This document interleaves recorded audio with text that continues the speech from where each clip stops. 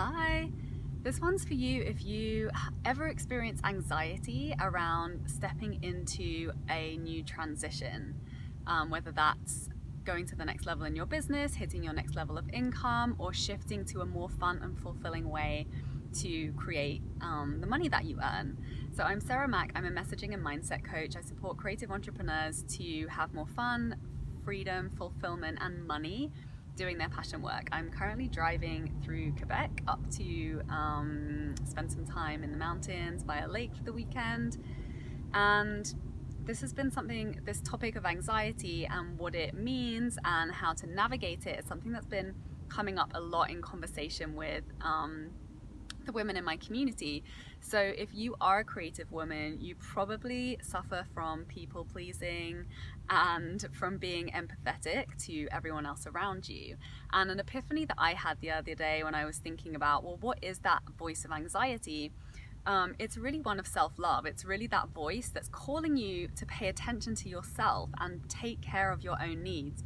You probably saw my previous video this week on how deciding to earn the money that you desire is a massive act of self-love, because it's really about taking care of your own needs. Because when you do that, everybody else benefits. You get to show up in a bigger way, you get to create everything you desire, and you get to give to others as well. Whereas when you're not taking care of your own needs, financially, physically, mentally, emotionally, you're not really very much use to anyone, and you're not capable of creating really powerful results.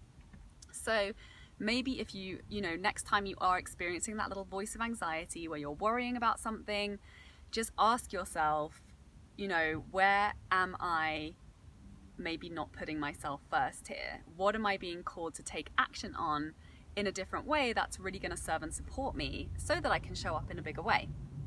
So it's also maybe directing you to the fact that you're focusing on fear stories rather than focusing on what it is that you desire to create. But maybe that little voice is telling you maybe you should sit down and have a proper meal. Maybe you should take a break and have a nap. Maybe you should, call somebody that you care about. Maybe there's something that needs tending to that you've been ignoring, or you've been, plowing so hard in another direction or focusing on something else, when really what you need to be paying attention to is something else that will bring you back into alignment. Maybe it's, just taking a simple action that will nourish you. Maybe it's putting your prices up, organizing your finances, and really taking care of yourself. Maybe it's because you need to tell somebody no.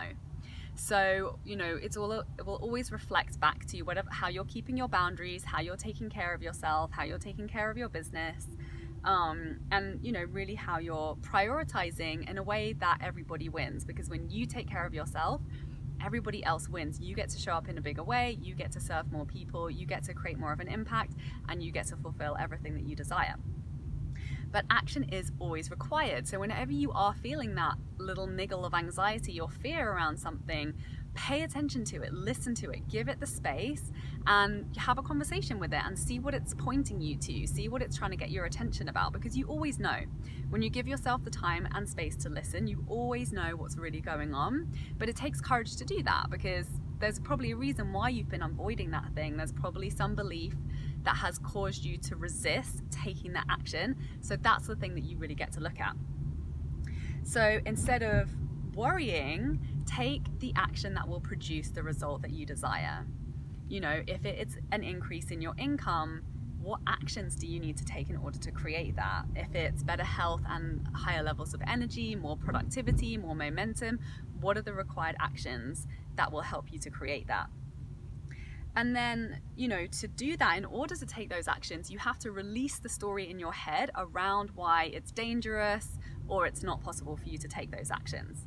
So, most of the time it'll be fear of maybe somebody else's discomfort. So maybe you're staying somewhere that doesn't support you simply because you're people pleasing, and that's your habit.